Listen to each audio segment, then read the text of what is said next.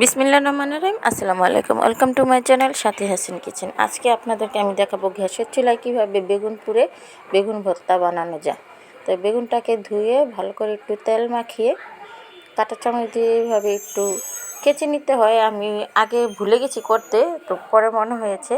তো কেচে নিয়ে দেখুন কীভাবে ঘুরিয়ে ঘুরে বেগুনটাকে কী সুন্দরভাবে পুড়িয়ে নিলাম। আর অল্প আগুনে কিন্তু বসিয়ে এটাকে করতে হবে, চমকা আগুনে দেওয়া যাবে না, তাহলে উপর দিয়ে পুড়ে যাবে, ভিতর দেওয়া শক্ত থাকবে, কাঁচা সিদ্ধ হবে না। আমি কিছুটা সময় নিয়ে ঘুরিয়ে ঘুরিয়ে পুড়েছি। তো মাশাআল্লাহ খুব সুন্দরভাবে বেগুনটা পোড়া হয়েছে। এখন এটাকে কিভাবে ভর্তা বানাবো, তো ভাজা বেগুন ভর্তার স্বাদ আলাদা, পোড়া বেগুন ভর্তার স্বাদই আলাদা। পোড়াটার ফ্লেভারটা একটু বেশি ভালো লাগে।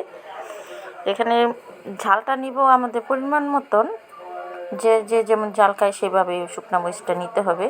তো শুকনো মরিচগুলো আগে থাকতে তেলে টেলে নিয়েছি। এখন মরিচগুলোকে ডলে নিব পেঁয়াজের সাথে।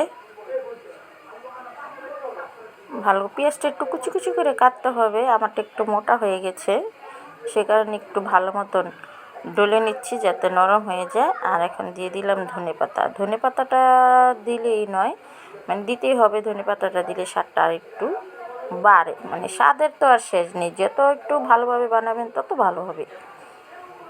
তো ভালো করে একটু মুছে নিয়েছি। এখানে সরষের তেলও অ্যাড করেছি, সরষের তেলের ভিডিওটা স্কিপ হয়ে গেছে, আপনারা সরষের তেল দিয়ে নেবেন। এই বেগুনটা নিয়ে নিলাম। বেগুনটা কিন্তু গরম, তো গরম করে মুছে নিচ্ছি। গরম গরম মশলে ভালোভাবে মাখা হয়।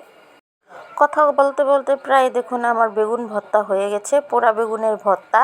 এটা গরম ভাতের সাথে খেতে কিন্তু দারুণ, আবার শীতের দিনে ঠান্ডা ভাতের সাথে খেতেও অসাধারণ। তো আপনারা সবাই এভাবে বানিয়ে খাবেন। আর দেখতে কেমন হয়েছে অবশ্যই কমেন্ট বক্সে কমেন্ট করে জানাবেন। Subscribe my channel, comment, share. আমি শখে ভিডিও করি, বানাই, এটা আমার পেশা না, নেশাও না, শখ। মানে আমি প্রতিদিন ঘরে যা রান্না করি তাই আমি ভিডিও করি। অনেক আগে থেকেই চ্যানেলটা খুলছি নতুন। তো আপনারা সবাই পাশে থাকবেন। আল্লাহ হাফেজ।